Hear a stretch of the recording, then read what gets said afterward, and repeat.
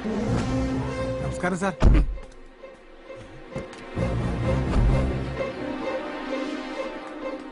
നിന്റെ സാറ് തന്നെടാ അപ്പിടാൻ മുട്ടിട്ട് ഓടുവന്നോ? നിന്റെ സാറ് കൊടുത്ത പണീന്റെ ഏതാണ്ട് അപ്പിട്ട പോലെയാ. ചെയ്തേ, നീ വെറുതെ തിങ്ക് ചെയ്യണ്ട. നീ ഏത് കാറിട്ടാലും ഞാൻ അടിക്കോ? ചതിക്കല്ലേ, ഞാൻ ഫുള്ളാ.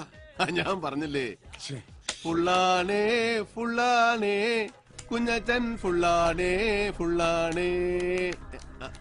തനിങ്ങി വന്നേ പറയട്ടെ. ഇതെന്നെ യൂണിഫോമിൽ ഒന്നിരിക്കുന്നോ? തന്നെ ഒന്ന് ഇരുത്തി.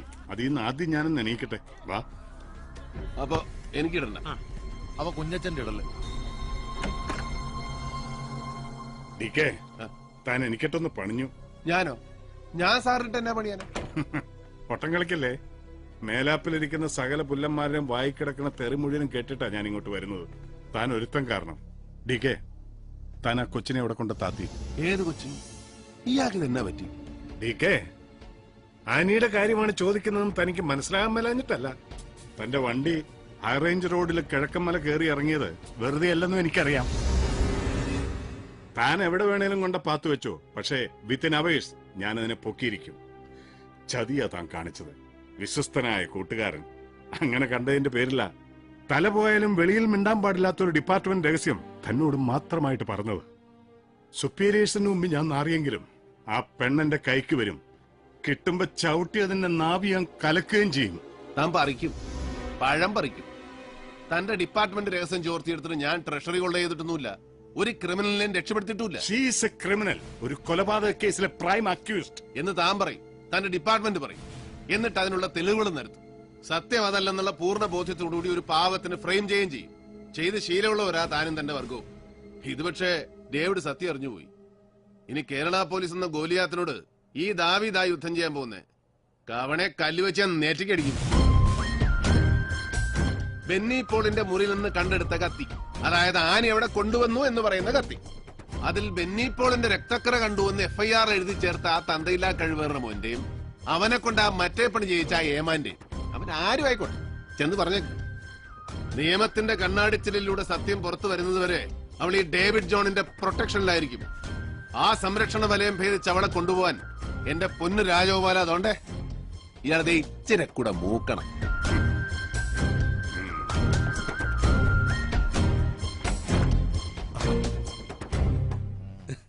എന്നാ പറഞ്ഞേച്ചും പോയി SP അദ്ദേഹം? ഇയാളുടെ അപ്പന്റെ പേരെന്നാ? ഋത്തിക് റോഷൻ. കൃഷ്ണൻ കർത്ത. ആ പുള്ളിക്കാരന് വയറ്റിന് ശരിക്ക് പോകുന്നില്ല. ഞാനൊരു ഒറ്റമൂലി പറഞ്ഞു കൊടുക്കുമായിരുന്നു.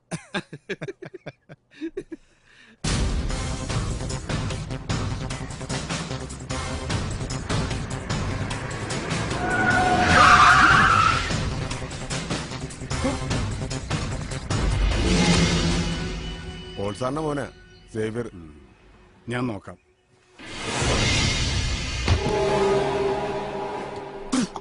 പൂച്ചാളി പീസ് കാണിക്കല്ലേ സാറേ? സാറിനെ കാത്ത് നിൽക്കായിരുന്നു രണ്ട് പറയാൻ. പുലിക്കോട്ടിലച്ഛന്റെ അവിടെ നാടകം കളിക്കാൻ വേണ്ടി പോലീസ് ട്രൂപ്പിലെ കലാകാരന്മാരെ കൂട്ടി പോയ വിവരം ഞാൻ അറിഞ്ഞായിരുന്നു. ആഴ കണ്ണി പൊടിയിടാനുവാ. സേവിയർ? ആ സേവിയർ തന്നെ. കൊലപാതക കേസിലെ പ്രതി ഒളിച്ചിരിക്കുന്ന സ്ഥലം കൂട്ടുകാരന് ചോർത്തി കൊടുത്തിട്ട് അവൻ പണി നടത്തി ഉറപ്പായതിനു ശേഷം അവിടെ ഒന്ന് പോയി പ്രതി രക്ഷപ്പെട്ടെന്ന് റിപ്പോർട്ട് ചെയ്താലേ അത് വിശ്വസിക്കാൻ ചില കൂടിയ സാറന്മാരും സംസ്ഥാനം ഭരിക്കുന്ന പോലീസ് മന്ത്രി കാണും. പക്ഷെ പാലയിലെ തന്തയ്ക്ക് പറഞ്ഞ നമ്മളിൽ എന്നെ കിട്ടുക. സേവിയർ, പബ്ലിക് റോഡാണ്. തനിക്ക് എന്തെങ്കിലും പറയാനുണ്ടെങ്കിൽ ഓഫീസിലേക്ക് വാ. ഞാനൊരു ഓഫീസിലോട്ട് ഇല്ലുവാ. ഇയാളും അവനും കൂടെ നടത്തിയ ഇടപാട് ഞാൻ അറിഞ്ഞു എന്ന് പറയാൻ ഇവിടെ കാത്തു നിന്ന്. അവനെ കാണാനാ ഞാൻ പോകുന്നത്. അവനെയും കാണും, ആ പെങ്കുച്ചിനെയും കാണും. എന്റെ അനിയനെ കൊന്ന അപരാധി ആദ്യം ഞാനൊന്ന് ശിക്ഷിക്കട്ടെ, എന്നിട്ട് ഉയിര് ബാക്കിയുണ്ടെങ്കിൽ തനിക്കൊണ്ട് തരാം.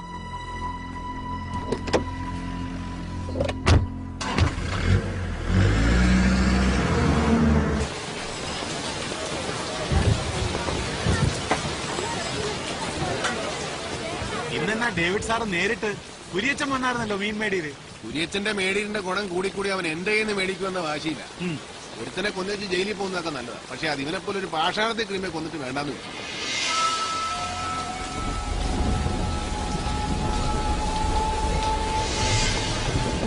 എത്ര കിലോ ഉണ്ട്? 4.5 കിലോ ഉണ്ട്. 4 കൂട്ടിയാ മതി. എടുക്ക്. ഉണ്ണി എന്ന പേര് പോൾസാറിന്റെ മകൻ സേവിച്ചന്റെ ഫ്രണ്ടാണ്. ചേട്ടായി ഒന്ന് വന്നേ. സേവിച്ചൻ പുറത്ത് വണ്ടിയിൽ ഇരിപ്പുണ്ട്. സേവിച്ചൻ MC പോൾ സാറിന്റെ ഇനിയും മരിച്ചിട്ടില്ലാത്ത മോൻ. ഓ, ആ വഴക്കാളി ചെറുക്കൻ. അവൻ എന്നാടാ കോടിയുണ്ടോ? ഇല്ലല്ലോ. അടിച്ച് കിരിങ്ങിയിട്ടാണെങ്കിൽ അവൻ രണ്ടു കാലം നിൽക്കുന്നതും നടക്കുന്നതെല്ലാം കണ്ടതായിരുന്നല്ലോ. നീ അവനോട് ഇന്ന് പറ, ഡേവിഡ് സാറുടെ മീൻ മേടിച്ചോണ്ട് നിൽക്കുവാൻ ഇങ്ങോട്ട് വരാം. ഇങ്ങനെയാണ് പറയണമെങ്കിൽ എടുത്തോണ്ട് ചെല്ലണമെന്ന് പറഞ്ഞായിരുന്നു ഡേവിഡെ. അങ്ങനെ ഉണ്ണിമൂരി കാലത്തെ വൈദ്യുന്നൊക്കെ നന്നായിട്ട് പോയായിരുന്നോ? അല്ല, നിയമിക്കുന്ന സ്ഥലവാ. ഇവിടെയൊക്കെ വൃത്തികേടാക്കിയ നാട്ടുകാർ തന്തയ്ക്കും തളയ്ക്കും വിളിക്കും. അതുകൊണ്ടാ. തോളെ കയ്യും വെച്ചു. നീ ഇച്ചിരൂടെ മൂക്കണമല്ലോ ഉണ്ണി.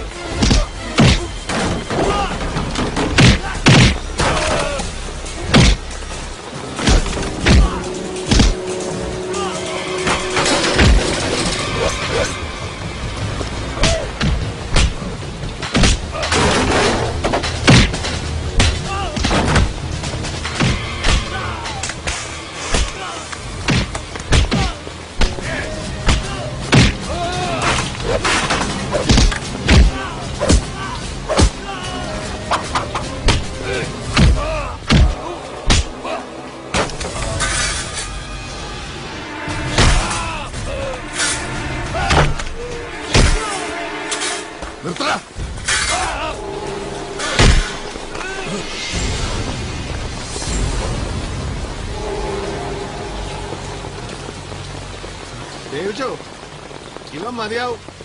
കിഴക്കമ്പലെ കഞ്ചാവ് കൃഷിക്ക് കാവല് നിൽക്കാനും, നീ ചെറ്റവെക്കാൻ ഇറങ്ങുമ്പോ ചൂട്ടും പിടിച്ച് മുമ്പേ നടക്കാനും, കമ്പന്തേനി ഇറക്കാൻ ഇറങ്ങുമ്പോ കാണുന്ന പാവം തമിഴന്മാരെ പൂച്ചാണ്ട് കാണിച്ച് പേടിപ്പിക്കാനും ഒക്കെ. പക്ഷെ ഇത് കോട്ടയമാടാ. ഇവിടെ കളിക്കാൻ ഇറങ്ങുമ്പോ ഒരു ഇച്ചിരി കൂടെ മൂത്ത ഒരെണ്ണത്തിന് ഇറക്കും.